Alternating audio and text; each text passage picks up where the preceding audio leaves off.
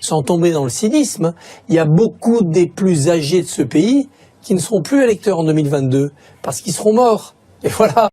Bonjour à tous et bienvenue sur la chaîne de l'élastique.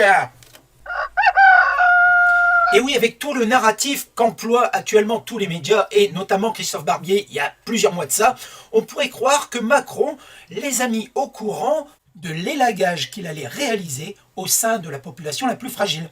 Donc ici, je vais faire une fois de plus une vidéo pédagogique pour tous les abrutis qui n'auraient pas encore compris, parce que j'en ai marre de prendre des pincettes, parce que des fois, il y a des gens qui me disent « Ah oui, mais c'est pas bien, abruti, tu violentes les gens ».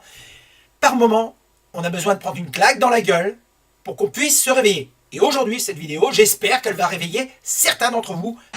Alors, comme vous pouvez le voir, aujourd'hui, nous allons faire de l'étude de graphiques sur les décès qui ont eu lieu depuis la crise Covid-19 et on va remonter un tout petit peu en arrière. Et je tiens à remercier, encore une fois, c'est grâce à lui que je peux faire cette vidéo, à Sylvestre de Public Gringo, c'est son compte Twitter. Donc, si vous avez besoin d'avoir des informations complémentaires et notamment les graphiques qu'il a utilisés, eh bien, vous pourrez les retrouver dans le descriptif de cette vidéo. Et il ne faut pas oublier que tous les liens, enfin tous les chiffres qui vont être mentionnés, eh bien, ce sont des chiffres sourcés de l'INSEE et de Datagouv. C'est parti pour les explications. Et dans cette vidéo, vous allez vous rendre compte à quel point Macron et ses gouvernements respectent une ligne, je dirais, criminelle. Parce que si vous êtes flic ou gendarme, vous savez comment fonctionnent les meurtriers en général et ceux qui commettent des méfaits, des actes délictueux pour être nobles dans la parole. Eh bien, les gars vont jusqu'au bout, je dirais, de leurs actes. Ce sont des jusqu'au-boutistes. Donc, ils ont commis un méfait, mais plutôt de s'arrêter et dire « Bon, on a fait une connerie, on revient en arrière ». Non, ils veulent effacer toutes les traces de leur délit. Et si on ne les arrête pas maintenant, je n'ose imaginer jusqu'où ils seront prêts à aller. C'est parti, on commence par ce premier graphique des décès en France depuis 2000. On ne va pas remonter avant, ça ne sert pas trop à grand chose pour l'exemple que je vais vous donner. Mais ce que l'on peut constater, c'est que la mortalité en France, elle est en dents de scie, comme vous pouvez le voir sur ce graphique. Et la particularité qu'il faut que vous reteniez dans vos neurones, c'est que la nature ne se trompe pas depuis des centaines d'années. La nature nous dit que dans l'hiver, pendant l'hiver plutôt, eh bien, il y a une recrudescence des mortalités. Et ce graphique, vous confirme ce que je viens de vous notifier à l'instant. Donc on voit bien qu'en fin d'année, début d'année, eh bien, il y a une recrudescence des mortalités. On voit bien que c'est en dents de scie. Et par moments, les dents de scie sont plus hautes que les suivantes. Pourquoi? Parce que là, on a tiré un petit peu trop sur la ficelle, oserais-je dire plutôt. Les personnes qui sont le plus fragiles, eh bien, vont passer à la trappe parce qu'elles n'auront pas suffisamment, je dirais, d'énergie pour pouvoir survivre. Et comme les personnes les plus fragiles seront décédées l'année précédente, eh bien, l'année d'après, eh bien, il y a une baisse systématique des décès parmi la population. Mais elle est rattrapée l'année d'après. Donc on voit bien ces dents de scie. Et je tombe pile poil dessus, là, je ne le fais pas exprès. Regardez ici, en 2003, on voit bien qu'il y a eu la période hivernale, et en 2004, pareil. Et au milieu, durant l'été 2003, à cause de la canicule, eh bien, il y a eu une recrudescence des décès parmi les personnes âgées. C'est très visible ici sur ce graphique. Avant de passer au graphique suivant, je tiens à attirer votre attention sur la fin de cette période. Ça concerne l'année 2020. Et on peut constater sur l'évolution de la mortalité, eh bien, que 2020 n'a pas été aussi excessif que ça dans le taux de mortalité. Notamment, on voit bien qu'en 2017, la mortalité a été plus importante. D'ailleurs, celle de 2009 également. Vous voyez, on se rapproche plus de 2009. Mais par contre, il y a quelque chose, il y a un petit détail qui devrait attirer votre attention ici. Si on regarde pour la première période, je dirais, de confinement, eh bien, dans les EHPAD, voyez-vous, enfin dans les maisons de retraite, on voit bien qu'il y a eu une recrudescence des décès. On continue. Second graphique, et vous allez voir qu'il est très intéressant. Décès en France métropolitaine depuis 2018 par lieu de décès dans les hôpitaux, les domiciles, maisons de retraite et EHPAD. Alors, pour que ça soit plus lisible pour vous, je vais vous mettre les débuts d'année pour que ça puisse vous titiller les neurones. Et je vais vous rajouter des petits détails. Alors, le début d'année, les flèches rouges, et ici, le premier trimestre. Regardez, tout à l'heure ce que je vous disais, Dame Nature ne se trompe pas. Si vous regardez tous les graphiques précédents historiques, comme je vous l'ai montré tout à l'heure, les périodes de grippe, c'est en fin d'année, début d'année. Voyez-vous, la période grisée, c'est la période grippale pour 2018. 2019, idem. Par contre, nous savons tous qu'il n'y a pas eu de grippe en 2020. Ils nous l'ont dit, 80 décès. Rappelez-vous. Allez chercher aussi un petit peu, c'est quelque chose de fantastique. Okay, donc nous avons eu le Covid, mais nous avons eu également le confinement. Regardez bien ce qui s'est passé pendant le confinement. Eh bien, les hôpitaux ont eu une baisse de mortalité, mais par contre, il y a eu des augmentations de décès, voyez-vous, dans les EHPAD, maisons de retraite, et dans les domiciles. Là, c'est le premier confinement, voyez-vous. Et le deuxième confinement, en octobre, c'est Macron qui l'a dit. Souvenez-vous, c'est ça. J'ai décidé qu'il fallait retrouver, à partir de vendredi, le confinement qui a stoppé le virus. Vous avez bien entendu ce qu'il a dit. Le confinement qui a stoppé le virus. En aucun cas, ce confinement a stoppé ce virus. Au contraire, il a accentué les décès à domicile et dans les maisons de retraite. C'est ce qu'il a fait, ce confinement, et rien d'autre. D'ailleurs, pour preuve, si on regarde le deuxième confinement, il y a également une surmortalité. Et là, ça tombe bien cette vidéo, parce que là, il va pour le troisième confinement. Donc, on va avoir la confirmation que ces actes sont voulus dans le but d'éliminer une partie de la population, notamment parmi la population la plus fragile, que ce soit physique ou psychologique. Alors que Macron s'évertue à vouloir nous confiner une fois de plus, eh bien ici, dans le Daily Mail, on ne pourra pas les taxer de complotistes sur une édition du 25 janvier 2021. Ils font l'état de 2 États américains, notamment la Floride et la Californie. Il y en a un qui a confiné, l'autre pas, ils ont le même taux de décès. Donc à quoi ça sert de confiner? Mis à part si tu as des idées malsaines derrière la tête. Et vous allez voir que les idées malsaines, il en est rempli ce gars-là. Donc je viens ici sur l'un des derniers graphiques que je vais vous présenter. Toujours la même chose que tout à l'heure, je vous ai tracé les flèches rouges pour vous délimiter le début d'année. En gris, les périodes grippales, pardon. Et ici, la petite flèche bleue représente les trimestres. Souvenez-vous ce que je vous disais tout à l'heure. Dame Nature ne se trompe jamais. Tous ceux qui veulent voir autre chose dans ma démonstration, il faut que vous alliez voir un psy et consulter au plus vite.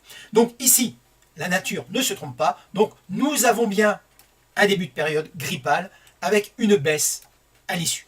Pareil pour 2019, on voit que ça a commencé un petit peu plus tôt et c'est redescendu durant le premier trimestre. Et c'est là qu'on voit la main humaine derrière le confinement de Macron.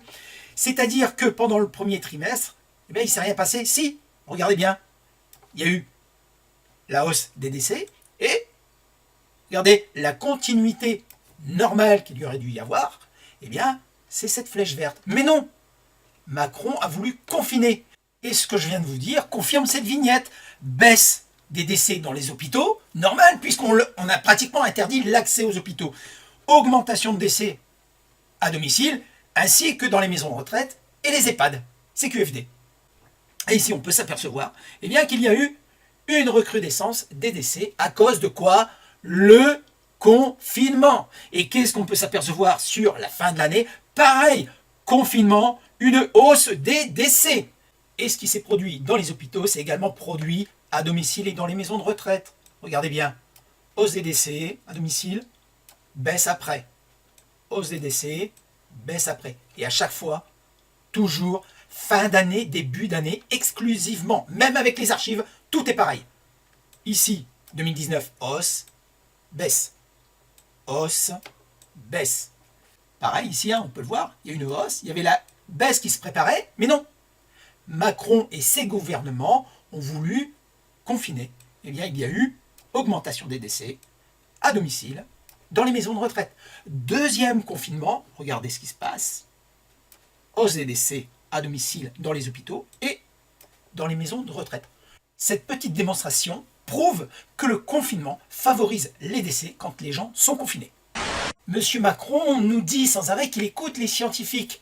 Mais est-ce qu'il a écouté Monsieur Didier Raoult le 8 avril 2020? Mort pour cette maladie, c'est justement les gens des EHPAD. Et si dedans on laisse circuler des gens qui sont infectés au milieu des EHPAD, bien sûr il va y avoir énormément de morts. Donc la stratégie confinement sans éviction des gens porteurs, c'est quelque chose qui risque d'avoir des conséquences qui en termes de nombre, risquent d'être extrêmement importantes. Donc, sans aucune ambiguïté, si Macron veut de nouveau faire un confinement, son but, c'est de nuire aux Français et à sa population la plus fragilisée, tout simplement. Dans l'immense majorité des cas, le Covid-19 est sans danger. Ce qui est bien avec ce Covid-19, c'est qu'ils ont toujours su trouver les mots pour angoisser les personnes sensibles de la boîte à réflexion. Souvenez-vous, au début de la crise, on nous disait tous les jours, il y avait les morts en direct à la télé. Ensuite, il y avait tous les jours les gens positifs au test PCR. Ils sont contagieux. Alors que l'OMS vient de sortir un papier le 20 janvier en nous disant ceci. L'OMS rappelle aux utilisateurs que la prévalence d'une maladie altère la valeur prédictive du résultat du test. Combien de temps après ? 8 mois après, on nous dit « Faites attention les gars, si la personne est malade, ça peut fausser le test. » Alors qu'ils nous ont bassinés du mois de juin jusqu'à novembre. Et aujourd'hui, ils ont trouvé un nouveau mot. Le variant anglais, le variant sud-africain. Ils vont nous trouver chaque jour un mot nouveau pour pouvoir créer la confusion dans vos boîtes à réflexion. Vous allez voir sur ce graphique et sur celui qui va suivre à quel point on nous prend vraiment pour des abrutis. Pourtant, ce sont des données INSEE, DataGouv, Worldometer et Santé publique. Regardez bien. Ici, je prends les hôpitaux pour un graphique qui date du 26 juillet 2020. On nous annonce, dans les hôpitaux et EHPAD, 30 000 décès. J'arrondis, hein, ok. Et ensuite, pour les décès de l'état civil, on nous annonce 25 000 morts. J'arrondis aussi, hein, pour que ça soit plus simple. Ça fait 13% de différence entre les deux. Vous trouvez ça normal ? Autre incohérence ici dévoilée par le journal Nice Matin sur les hospitalisations. Dernièrement, vous voyez, les dates c'est du 11/1/2021. Donc qu'est-ce qu'on peut voir ici ? Eh bien que les données des hôpitaux sont à 273 hospitalisations. Mais curieusement, pour la même période, c'est 587 pour le gouvernement. Alors que Macron va se baser sur le 3e confinement avec les chiffres là. Il ne va absolument pas tenir compte des chiffres officiels, parce que ça le dérange si tu veux. Si il utilise les chiffres officiels, il est plus obligé de nous confiner. S'il utilise les chiffres officiels, il n'a plus à utiliser les tests PCR. S'il utilise les raisonnements scientifiques qui sont maintenant avérés, eh bien, il ouvre les portes, tout le monde peut repartir à la vie normale. Mais c'est pas ce qu'il veut faire. Son intention est beaucoup plus malsaine. Vous vous souvenez ce que disait Didier Raoult tout à l'heure ? Le confinement peut nuire à la santé et accentuer la mortalité. C'est pas moi qui l'ai dit, c'est lui. Et ici, j'ai reçu un document de la part des pompes funèbres. Merci à celui qui m'a envoyé ce document. Et qui, lui aussi, confirme que le confinement peut nuire à la santé. Et le confinement a favorisé les décès parmi les gens les plus fragiles. Eh bien, on peut constater qu'en mars et avril, il y a une hausse des décès. En mars, 61 900 décès. En avril, 65 900. Idem pour le deuxième confinement, une hausse des décès comparativement à tout le reste, 64 600. Autre confirmation, mais cette fois-ci de la part de l'INSEE, que le confinement favorise les décès. On peut voir sur ce camembert qu'en avril, il y a bien eu plus de décès dans l'année. En novembre également, puisque c'était le deuxième confinement. En août, il y a eu la canicule. Et en vert représente les autres 9 mois. Donc on voit bien, rien que sur ce camembert, que le confinement a favorisé les décès en France. Et pour vous dire que je ne dis pas de bêtises, l'OMS dénonce le confinement, et cela depuis le 8 octobre dernier. On écoute, on se retrouve après. L'OMS maintenant demande aux dirigeants d'éviter le confinement généralisé comme méthode principale pour lutter contre la COVID-19. Quel revirement, là, quand même. Oui, c'est ce qu'a mentionné et c'est ce qu'affirme le docteur Michel David Nabarro. Il est envoyé spécial de l'Organisation mondiale de la santé. Si vous voulez, son rôle est en quelque sorte d'analyser la pandémie actuellement. Il a fait et a réalisé une entrevue avec le magazine britannique The Spectator. Dans cette entrevue, il est très clair, Michel, le docteur Nabarro. Ce qu'il dit, c'est, et vous l'avez souligné d'entrée de jeu, que les dirigeants devraient éviter le confinement généralisé comme méthode principale de lutte contre la COVID-19. Il dit que ça a des effets néfastes. We in the World Health Organization do not advocate lockdowns as a primary means of control of this virus. The only time we believe a lockdown is justified is to buy you time to reorganize, regroup, rebalance your resources, protect your health workers who are exhausted. But by and large, we'd rather not do it. Alors normalement, si c'est l'OMS qui le dit, on devrait les écouter. Par contre, tous ceux qui entendent des choses sur la Suède, à la télé, sachez que tout ça c'est de la merde. En Suède, ils sont sans masque, sans confinement, tout est ouvert. Voilà, j'espère avoir été suffisamment clair. Cette vidéo est maintenant terminée. Si t'as toujours rien compris, eh bien c'est que t'es un abruti. Je t'invite à liker, à t'abonner, à partager si tu le souhaites, uniquement si tu le souhaites. Et je vous dis à plus sur la chaîne de l'Élastique et surtout, paix à tous. Putain, j'en ai marre d'avoir toujours raison. Il faut là aussi, à chaque instant, nous souvenir de ce à quoi le mensonge peut conduire dans nos démocraties.